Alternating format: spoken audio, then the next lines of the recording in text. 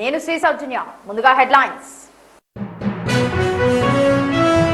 కేటీఆర్ తో Australia high commissioner భేటీ. Philip green కు జ్ఞాపిక అందజేస్తున్న కేటీఆర్. రైతులను ఇబ్బంది పెడితే కఠిన చర్యలు. ధాన్యం కొనుగోళ్లపై ప్రతిపక్షాల ఆరోపణలు అవాస్తవం. ఉత్తమ్. 2047 నాటికి మానవరహిత వ్యవసాయం. భారత్ ఆస్ట్రేలియా మధ్య స్మార్ట్ ఫార్మ్ నెట్వర్క్ ప్రారంభం. స్టార్ హోటళ్లలోనూ కళ్ళు నీరా అందుబాటులోకి తెస్తాం. పొన్నం. మియాపూర్లో సీఏ విద్యార్థి అనుమానాస్పద మృతి. ఏపీలో పర్యాటకానికి సరికొత్త వన్నెలు. చిక్కుబుక్కు రైలు ఆగకుండా 528 కిలోమీటర్లు. త్వరలో కర్నూలుకు హైకోర్టు బెంచ్. మంత్రి లోకేష్. పన్ను ఎగవేతల నివారణకు ఏఐ ఆదాయార్జన శాఖలపై సమీక్షలో సీఎం చంద్రబాబు. వచ్చే ఏడాది నుంచి ఆన్లైన్లో నీట్. ధర్మేంద్ర ప్రధాన్. ఇక వివరాల్లోకి వెళ్తే, భారత్లోని Australia high commissioner Philip Green Karnataka, Telangana రాష్ట్రాల ఆస్ట్రేలియా కాన్సుల్ జనరల్ హిలరీ మెక్లోచి గురువారం భారత కార్యనిర్వాహక అధ్యక్షుడు కేటీఆర్ తో భేటీ అయ్యారు. హైదరాబాద్ లోని నందినగర్ లో జరిగిన ఈ భేటీలో తెలుగు రాష్ట్రాల్లో ఆస్ట్రేలియా పెట్టుబడులకు ఉన్న అవకాశాలు, సాంకేతిక రంగంలో పరస్పర సహకారం, విద్యారంగంలో నూతన భాగస్వామ్యాల గురించి ప్రధానంగా చర్చించారు. తెలంగాణ, ఆస్ట్రేలియా మధ్య సహకారం భవిష్యత్తులో స్థానిక యువతకు మరిన్ని అంతర్జాతీయ అవకాశాలను కల్పిస్తుందని ఆశాభావం వ్యక్తమైంది. భారత్, ఆస్ట్రేలియా మధ్య ఉన్న మైత్రిని మరింత బలోపేతం చేసే దిశగా ఈ చర్చలు సాగాయి. ఆస్ట్రేలియా ప్రతినిధులతో జరిగిన ఈ భేటీ పట్ల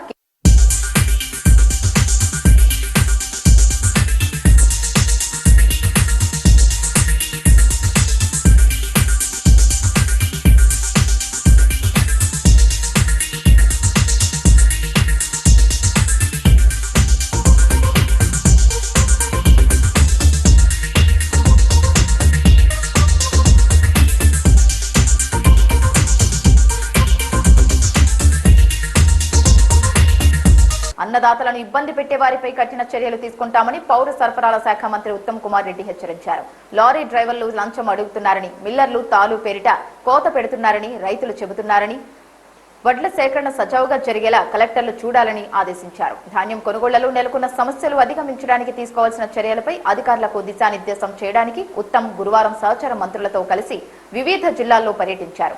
రెవెన్యూ శాఖ మంత్రి పొంగులేటి శ్రీనివాసరెడ్డితో కలిసి ఖమ్మం జిల్లా కూసుమంచి మండలం పాలేరులోని ధాన్యం కొనుగోలు కేంద్రాన్ని సందర్శించి రైతుల సమస్యలు తెలుసుకున్నారు. ఖమ్మం, భద్రాద్రి కలెక్టర్లతో సమావేశమై సమీక్షించారు. నల్గొండ జిల్లా చెట్ల చెన్నారం కొనుగోలు కేంద్రంతో పాటు బాలాజీ రైస్ మిల్లును మంత్రులు అడ్లూరి లక్ష్మణ్ కుమార్, కోమటిరెడ్డి వెంకటరెడ్డిలతో కలిసి ఉత్తమ్ పరిశీలించారు. ఈ సందర్భంగా ఉత్తమ్ మాట్లాడుతూ, ఇంత భారీ స్థాయిలో ధాన్యం ఉత్పత్తి కావటం, ప్రభుత్వం కోట్ల రూపాయలు వెచ్చించి కొనుగోళ్లు జరపడం దేశ చరిత్రలో తెలంగాణలో మాత్రమే జరుగుతోందని వివరించారు. ధాన్యం కొనుగోళ్లు సేకరణ విషయాల్లో ప్రతిపక్షాలు చేస్తున్న ఆరోపణలు పూర్తిగా అవాస్తవాలన్నారు. రాష్ట్రంలో యాసంగిలో 62 లక్షల ఎకరాల్లో వరి సాగవుగా 141 లక్షల టన్నుల దిగుబడి వచ్చిందని, ఇందులో 80 నుంచి 90 లక్షల టన్నులు కొనేందుకు 22,000 కోట్ల రూపాయలు వెచ్చిస్తున్నామని చెప్పారు. రాబోయే 15 రోజుల్లో కొనుగోలు కేంద్రాల నుంచి మిల్లులకు ధాన్యం తరలించేందుకు అధిక శాతం లారీలు, డీసీఎంలను వినియోగించాలని స్పష్టం చేశారు. ధాన్యం కొనుగోలు విషయంలో మా ప్రభుత్వం రాష్ట్రంలో 8,575 ప్యాడీ ప్రొక్యూర్మెంట్ సెంటర్స్ ఓపెన్ చేయడం జరిగింది. చివరి ప్రొక్యూర్మెంట్ సెంటర్ లో చివరి గింజ కొనుగోలు చేసే వరకు వరి రైతులందరికీ న్యాయం చేయడానికి మా ప్రభుత్వం కమిట్మెంట్ తో, సిన్సియరిటీతో మేము ముందుకు పోతున్నాము. పండించిన వరి ధాన్యంలో 80 నుంచి 90 లక్షల మెట్రిక్ టన్నులు కొనుగోలు చేయబోతున్నాము. వరకు 32 లక్షల మెట్రిక్ టన్నులు కొనుగోలు చేయడం జరిగింది. ఈ ప్యాడీ ప్రొక్యూర్మెంట్ లో ఎక్కడెక్కడ ఏమైనా లోపాలున్నా తప్పనిసరిగా అది సరి చేసి సంతృప్తికరంగా పూర్తి చేస్తామని చెప్పి తెలంగాణ వరి రైతులకి మాటిస్తున్నాం. ఎక్కడా రైతన్నలకు ఇబ్బంది కలగకుండా, అన్ఎక్స్పెక్టెడ్ గా వర్షాలు వచ్చి ధాన్యానికి ఏదైనా డ్యామేజ్ అయినా ఆ ధాన్యం కూడా కొనే దాంట్లో కూడా ఈ ప్రభుత్వానికి ఒక క్లారిటీ ఉంది. తాను చెత్త ఉందని 5-6 కేజీలు కట్ చేస్తానన్నారు. దాని మీద ఆల్రెడీ కమిషనర్ గారికి ఆదేశాలు ఇచ్చారు. అటువంటి బిల్లుల్ని అవసరమైతే సీజ్ చేసి కఠిన చర్యలు తీసుకోవడానికి కూడా వెనకడుగు వేయొద్దని ఆల్రెడీ ఆదేశాలు ఇచ్చారు. భారత్ ఆస్ట్రేలియా దేశాల పరస్పర సహకారంతో తెలంగాణలోని ఆచార్య జయశంకర్ రాష్ట్ర వ్యవసాయ విశ్వవిద్యాలయం కేంద్రంగా 2047 నాటికి మానవరహిత వ్యవసాయ విధానాన్ని చేపట్టేందుకు ఉద్దేశించిన స్మార్ట్ ఫార్మ్ నెట్వర్క్ గురువారం ప్రారంభమైంది.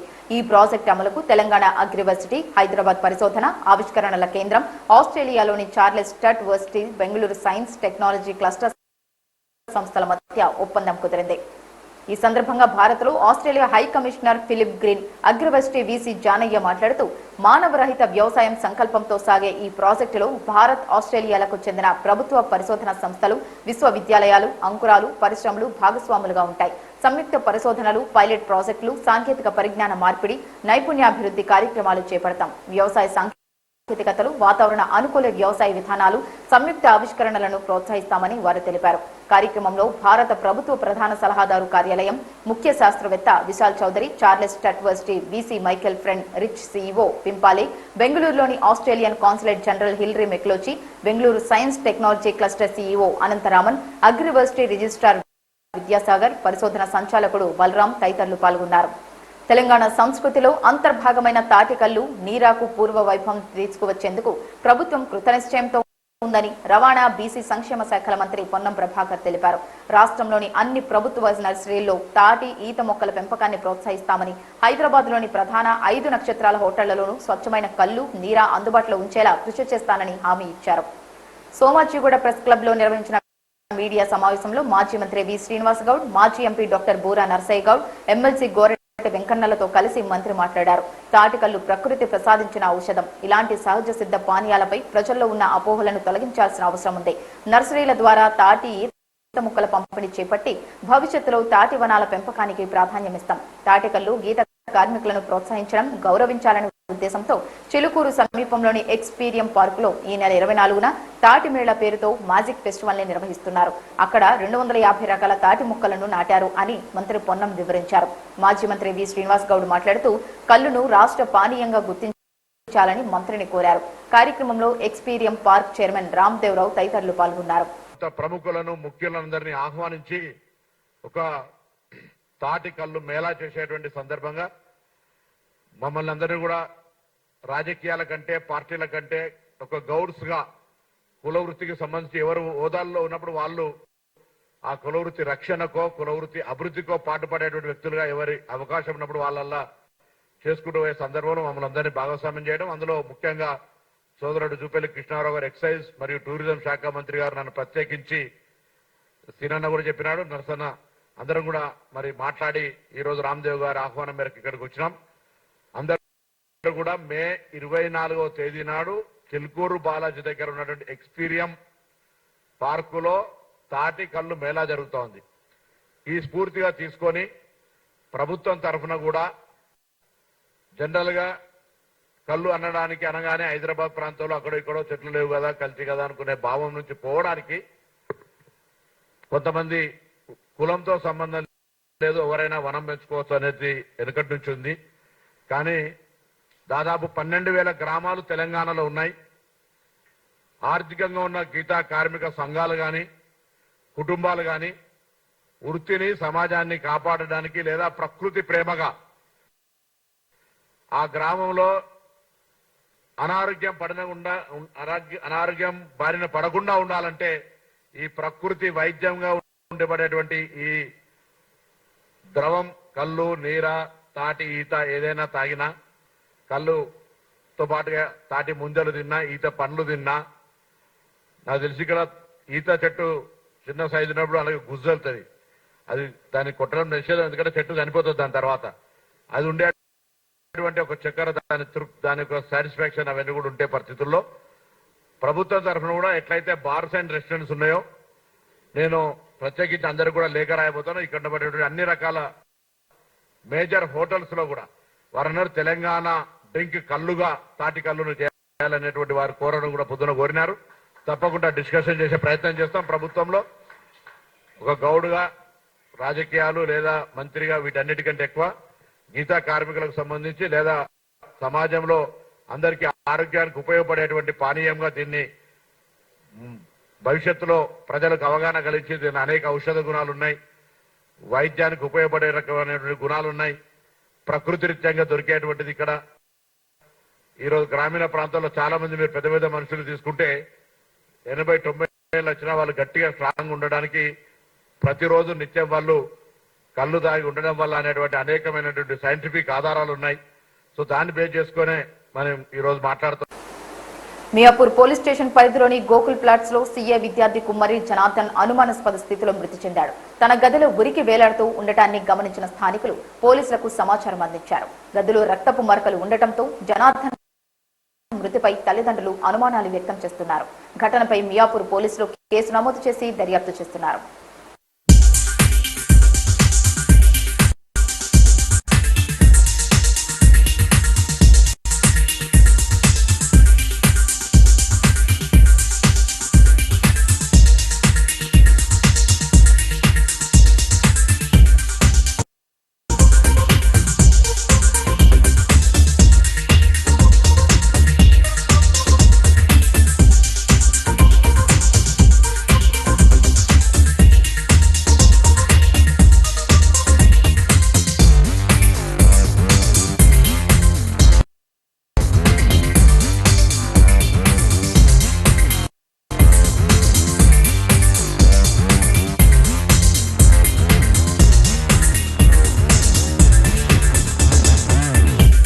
ప్రకృతి సోయగానికి నిలువుటద్దం పట్టే కొండ కోనలు, సహజ సిద్ధ జలపాతాలు, నదుల పరవళ్లు, విశాల సముద్ర తీరం, ప్రఖ్యాత పుణ్యక్షేత్రాలు, వైభవాన్ని చాటే చారిత్రక ప్రదేశాలు, వారసత్వానికి ప్రతీకైన కోటలు, ఇలాంటి విభిన్నమైన పర్యాటక ప్రాంతాల సమాహారం ఆంధ్రప్రదేశ్.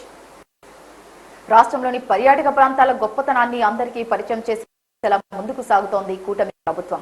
ఈ రంగాన్ని ఆదాయ వనరుగా మార్చుకోవడంపై పూర్తి స్థాయిలో దృష్టి సారించింది. పెట్టుబడుల ఆకర్షణ, కొత్త ప్రాంతాలకు ప్రాచుర్యం, మౌలిక వసతుల కల్పన ద్వారా పర్యాటక శాఖ ముందుకు సాగుతోంది. ప్రాంతాల వారీగా ప్రత్యేకంగా పండుగలు, కార్యక్రమాలు నిర్వహిస్తూ దేశ విదేశీ పర్యాటకులను ఆకట్టుకునేలా ప్రణాళికలు సిద్ధం చేస్తోంది.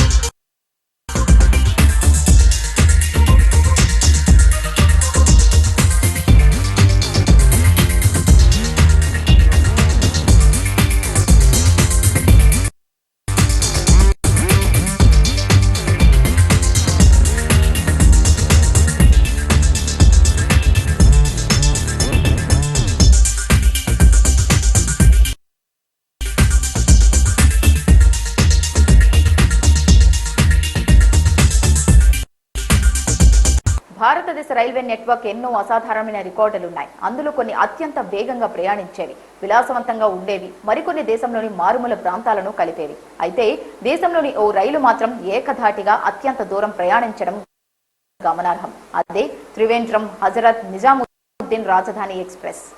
ఈ రైలు కేరళ రాజధాని తిరువనంతపురం నుంచి ఢిల్లీలోని హజ్రత్ నిజాముద్దీన్ స్టేషన్ వరకు నడుస్తోంది. సాధారణంగా భారతీయ రైల్వేలు ప్రతి 100 నుంచి 200 కిలోమీటర్లకు ఒక మెయిన్ స్టేషన్ ఉంటుంది. అక్కడ ఖచ్చితంగా రైళ్లు ఆగాల్సి ఉంటుంది. కానీ ఈ రైలు రాజస్థాన్లోని కోటాలో బయలుదేరి గుజరాత్లోని వడోదర వరకు మధ్యలో ఒక్క సిగ్నల్ దగ్గర కూడా ఆగదు. ఈ స్టేషన్ల మధ్య దూరం దాదాపు 528 కిలోమీటర్లు నాన్ స్టాప్ గా ప్రయాణిస్తోంది. ఈ మొత్తం దూరాన్ని దాదాపు 6 గంటల్లోనే పూర్తి చేయడం గమనార్హం. దీంతో భారత్లో అత్యంత దూరం నాన్ స్టాప్ గా ప్రయాణించే రైలుగా ఇది రికార్డు నెలకొల్పింది. కాగా ఇంతకు ముందు వరకు ముంబై రాజధాని ఎక్స్ప్రెస్ కు నాన్ స్టాప్ గా నడిచే రైలుగా రికార్డు ఉంది. ఇది ఢిల్లీ నుంచి కోటా మధ్య దాదాపు 465 కిలోమీటర్లు ఆగకుండా ప్రయాణిస్తోంది. ఈ రికార్డ్ ని త్రివేంద్రం హజరత్ నిజాముద్దీన్ రాజధాని ఎక్స్ప్రెస్ బద్దలు కొట్టింది.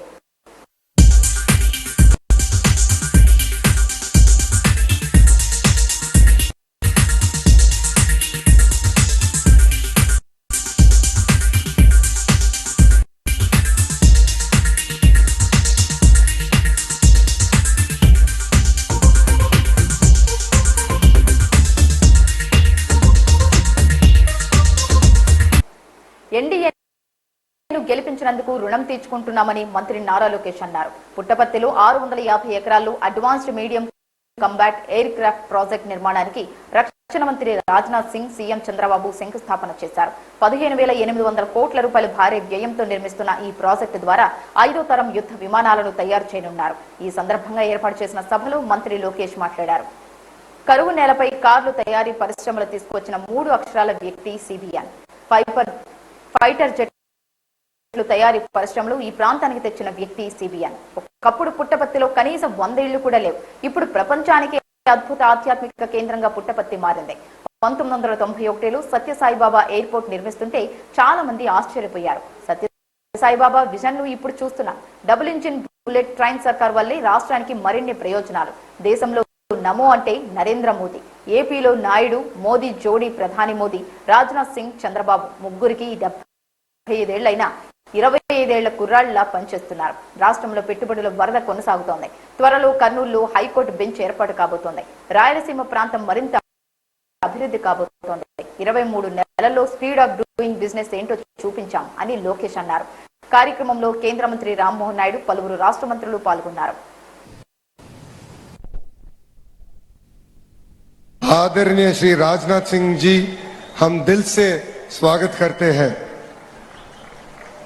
आदरणीय मुख्यमंत्री जी श्री चंद्रबाबू नायडू जी, मंत्रीगण, अधिकारियों और मेरे प्रिय सत्यसाई जिला के लोगों को मेरा नमस्कार.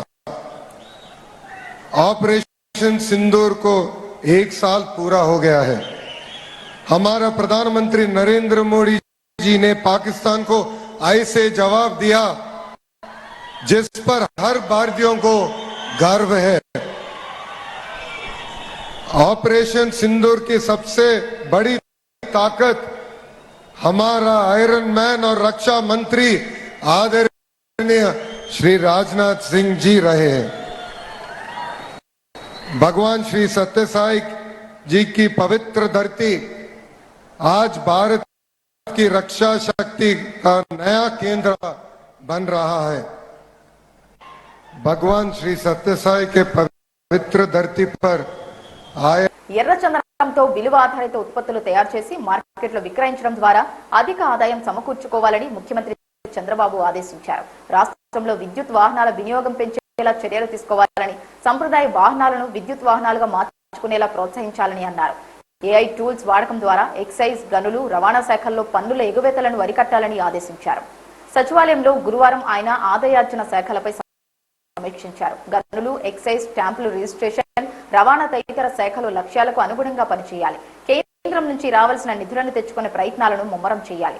రాష్ట్ర సొంత రాబడులు పెంచుకోవాలి. 2026-27 ఆర్థిక సంవత్సరానికి 1,27,506 కోట్ల రూపాయల ఆదాయం సాధించేలా పనిచేయాలని చంద్రబాబు స్పష్టం చేశారు. 2025-26లో జీఎస్టీ 33,679 కోట్ల రూపాయలు, గనుల శాఖ ద్వారా 10,300 కోట్ల రూపాయలు, స్టాంపులు, రిజిస్ట్రేషన్ల శాఖ ద్వారా 11,047 కోట్ల రూపాయల ఆదాయం లభించింది. 2024-25తో పోలిస్తే 2025-26లో రాష్ట్ర సొంత రాబడిలో 6% వృద్ధి నమోదైంది. 2024-25 ఆర్థిక సంవత్సరానికి రాష్ట్ర సొంత రాబడులు 1,04,345 కోట్ల రూపాయలు కాగా 2025-26లో 1,10,643 కోట్ల రూపాయల ఆదాయం వచ్చింది అని అధికారులు ఈ సందర్భంగా వివరించారు. నీట్ పేపర్ లీక్ వ్యవహారం సంచలనం సృష్టించింది. దాంతో మే 9న నిర్వహించిన పరీక్షను రద్దు చేసి మళ్లీ జూన్ 21న ఈ పరీక్షను నిర్వహించనున్నట్లు నేషనల్ టెస్టింగ్ ఏజెన్సీ వెల్లడించింది. ఈ నేపథ్యంలో కేంద్ర విద్యాశాఖ మంత్రి ధర్మేంద్ర ప్రధాన్ మీడియాతో మాట్లాడారు. వచ్చే ఏడాది నుంచి నీట్ పరీక్ష ఆన్లైన్లో నిర్వహిస్తామని వెల్లడించారు. జూన్ 21న నీట్ రీ ఎగ్జామ్ తేదీ ఖరారైంది. నీట్ ప్రశ్నపత్రం లీక్ ఆరోపణలపై విచారణకు ఆదేశించాం. ఇప్పటికే ఈ కేసును సిబిఐ విచారిస్తోంది. బాధ్యులపై కఠిన చర్యలు తీసుకుంటాం. విద్యార్థులకు ఎలాంటి నష్టం కలగకుండా చర్యలు తీసుకుంటున్నాం. వారు నష్టపోకూడదని పరీక్ష రద్దు చేసి మళ్లీ నిర్వహిస్తున్నాం. విద్యార్థుల భవిష్యత్తు బాగుండేలా చూడటమే మా మొదటి లక్ష్యం. పరీక్ష పారదర్శకంగా నిర్వహించడమే మా ప్రధాన కర్తవ్యం. ఏటా 1 కోటి మందికి ఎన్టీఏ పరీక్షలు నిర్వహిస్తోంది. పేపర్ ఎలా లీక్ అయింది, ఎవరి నుంచి ఎక్కడికి వెళ్ళిందన్న పూర్తి వివరాలు బహిర్గతమవుతాయి. ఈసారి ఎలాంటి పరిస్థితుల్లోనూ మాల్ ప్రాక్టీస్ జరగకుండా చూసుకుంటాం. రీటెస్ట్ కోసం విద్యార్థులు నచ్చిన నగరాన్ని ఎంచుకోవడానికి వారం రోజులు గడువిస్తున్నాం. జూన్ 14న అడ్మిట్ కార్డులు విడుదల చేస్తాం. నీట్ కోసం మళ్లీ ఫీజు చెల్లించాల్సిన అవసరం లేదు. సామాజిక మాధ్యమాల్లో చక్కర్లు కొడుతున్న వార్తలు చూసి విద్యార్థులు ఆందోళన చెందొద్దు అని ధర్మేంద్ర ప్రధాన్ అన్నారు. सभी की दायित्व है, मेरा भी दायित्व है, सभी राजनीतिक पार्टियों की दायित्व है। रुको अंचल सर, एक सवाल मेरा है सर, क्योंकि 2024 में भी इसी तरीके की खबरें आई थी, क्या एनटीए के मैकेनिज्म में सुधार की गुंजाइश है, सुधारने की जरूरत है अभी?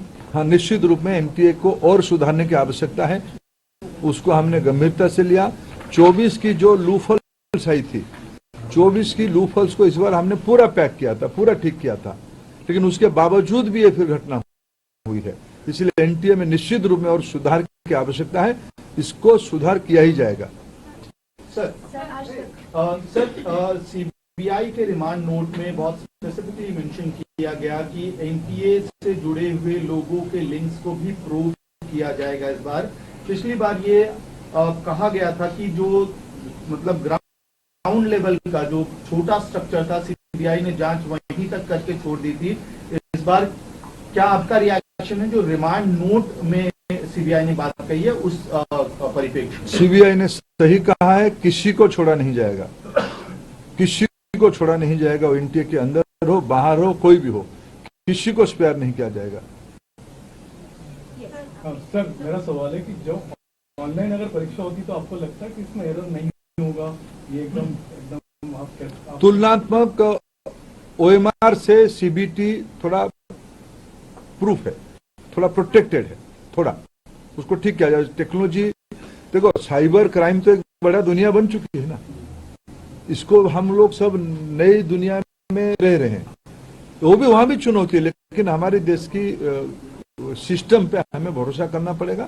और तुलना, ये तो इम्प्रूवमेंट की चीज है।